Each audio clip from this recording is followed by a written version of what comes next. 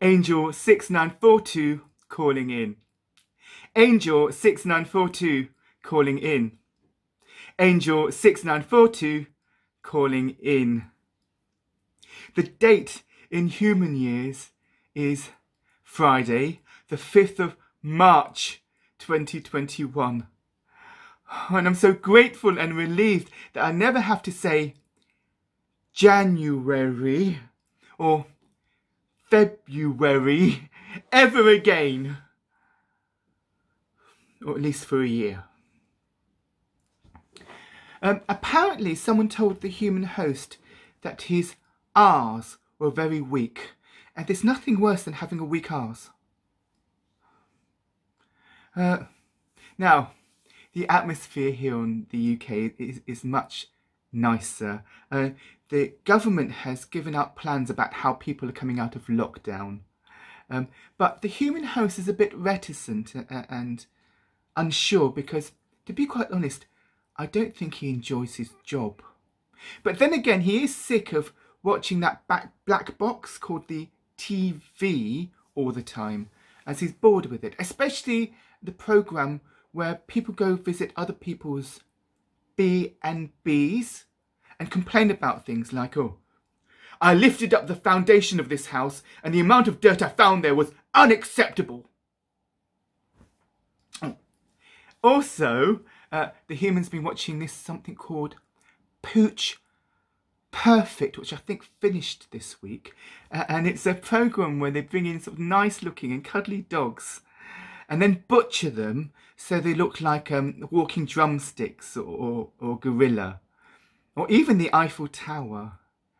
Now, some humans have complained that this is very cruel and emotionally damaging to the dog to do this to them, whereas other humans are saying, no, it's fine and the dogs enjoy it. Now, luckily, I speak a little bit of dog, so I understand the wolf and the whines. And to be quite honest, they're not bothered, just as long as they get fed at the end of the day. Now, they have these type of competitions all over the world. I wonder if the vegans have invaded them and chanted at them yet. Anyway, news-wise, things have got very, very explosive in Scotland. Remember last week I said that the ex-leader called Alex was giving evidence about the trial or mistrial that he was acquitted from? Well, he was saying things like, Nicola, the First Minister of Scotland, used a COVID-19 briefing, to question the results of the jury. Apparently, the people at the hearing were a bit deaf. Alex also complained that Nicola had broken the ministerial code. Though why she couldn't have used a bit of super glue to fix it back together, I don't really understand. Now, this week, it was Nicola's turn to talk. But before that happened, there was some information released saying that the government was advised that it was pointless prosecuting Alex because they would have lost. But they still went ahead, and it cost loads and loads of money to the Scottish taxpayer. Now, when Nicola gave evidence, she seemed to have forgotten a lot of the details, saying she doesn't really remember what happened then, but she was adamant that she stood by what her government did, though they did make mistakes about the prosecution.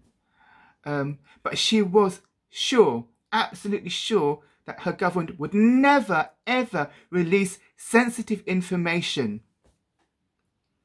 Though she seems to have forgotten that in January, she threatened to release sensitive information about COVID-19 vaccine supply to the EU if she didn't get what she wanted.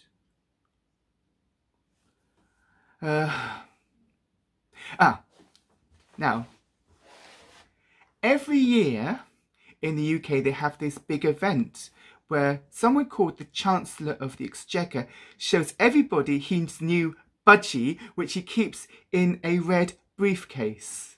Now, they do this every year, presumably because the budgie suffocates to death. The poor thing.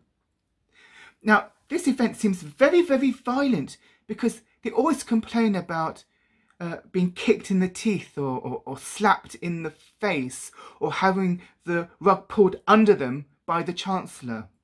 But even worse, there are some really sadistic people that say that he has never gone far enough.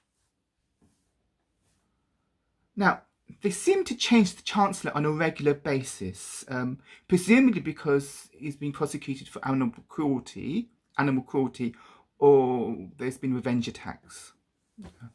And this year, the Chancellor is called Ricky, and he used to live in Walford and was married to someone called Bianca, who screamed his name a lot. Now, on the news, they were talking about the budgie, and they were wondering if Ricky was giving it or taking it. Now, I've been reading a lot of the books on the human host shelves, and I think I found a way to tell easily. Now, if Ricky just wore the right coloured handkerchief in the left or right pocket, people would know instantly. And speaking of birds, in the USA, the world's oldest known bird, called Wisdom, who's an albatross, gave birth at the age of 70. So Wisdom, congratulations. Or in albatross,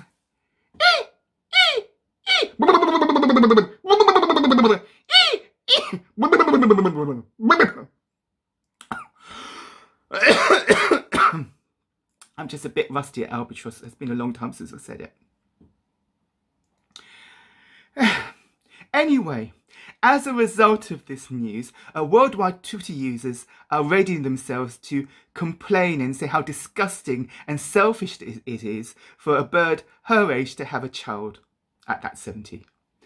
Whereas in the UK, their Twitter users are readying themselves to complain about child benefit and immigration. Also, in a place called Maidstone in the UK, their council are trying something called a litter cam, and that's where they have a camera that looks at cars and sees if anybody throws things out of them onto the street, which is called littering.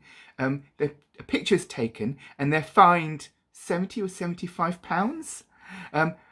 And if this is successful, they're proposing to roll this out throughout the UK.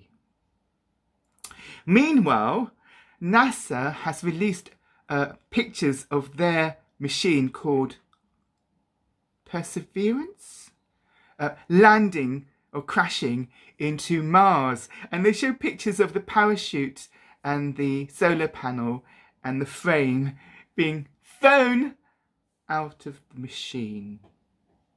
So littering, really. I wonder if the Martians can charge NASA £75. Anyway, I think that's all the news. Yeah, that's all the news. So I'll report back to you next week. But in the meanwhile, I've got to practice my albatross. So Wisdom.